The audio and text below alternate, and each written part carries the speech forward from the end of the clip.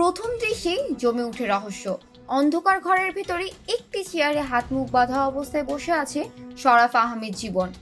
পরিবেশটা থমথমে, আর ঠিক তখনই ধীরে ধীরে হেঁটে আসে মোশাররফ করিম। গভীর মুখে এসে বসে তার সামনে চেয়ারে।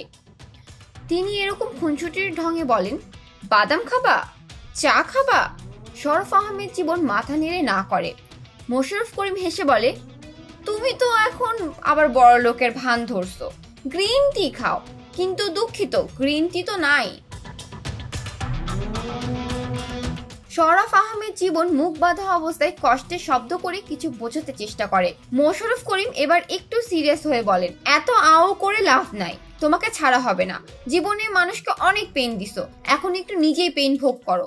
এই কয়েক মাস তুমি আমাকে যে পরিমাণে যন্ত্রণা দিছো, আমার উচিত তোমাকে উল্টা করে ঝুলিয়ে, কিন্তু আমার তো এইসবের এক্সপেরিয়েন্স নাই।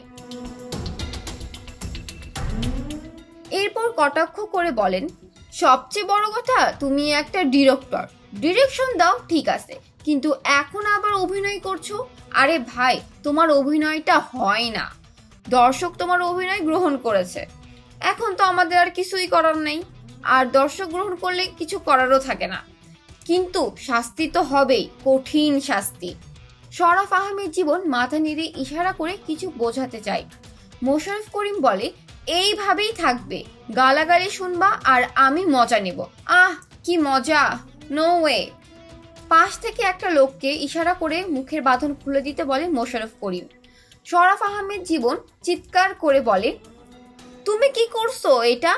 আমি কি অপরাধ করছি? আমার কি দোষ? মোশাররফ করিম বলে, হোটেলে গেলে ফলো করো, আমার পেশা হচ্ছে অভিনয় করা, তুমি নাটক সেটের লোক পাঠাও। What is this? বাসায় লোক পাঠাও, সিসিটিভি ক্যামেরাতে সবই দেখি। এটা কি হচ্ছে? তুমি যা করছো তা তো নিজের দায়িত্বের বাইরে করছো। শরাফ আহমেদ জীবন জবাবে দেয়, আমি যা করছি তা তো আমি নিরুপায় হয়ে করেছি। সিনেমা বানাইছো, রিলিজ দাও, কে মানা করছে?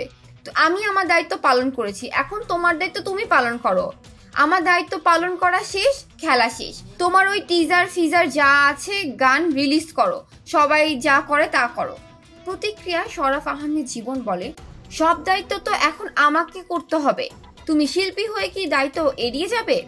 মোশাররফ করিম এবার ক্ষেপে যান, পাশে থাকা লোকটিকে নির্দেশ দেন, বাঁধ, আবার বেঁধে ফেল। আমি জানতাম তো ওকে খুললেই ওই পটর পটর করবে। শরাফ আহমেদ জীবন রেগে চিৎকার করে উঠে গালাগাল শুরু করে। মোশাররফ করিম তখন বলে, বাহ, 2 টাকার কস্টেপের কি শক্তি, বেঁধে রাখলে বাঘের বাচ্চাও মুহূর্তে বিদায় হয়ে যায়। ঘটনা স্পেশাল ভাই, চক্কর 302 শরাফ আহমেদ জীবনের পরিচালিত সিনেমা মুক্তি পেতে যাচ্ছে। এতে অভিনয় করেছি আমি মোশাররফ করিম। আমি তো শুধু প্রমোশন করতে চাচ্ছি, আর এদিকে এই লোকটা অতিরিক্ত ড্রামা শুরু করলো। চক্কর 302 আসছে খুব শীঘ্রই, দেখে নিন কেমন গল্পে মোশাররফ করিম হাজির হচ্ছেন এইবার।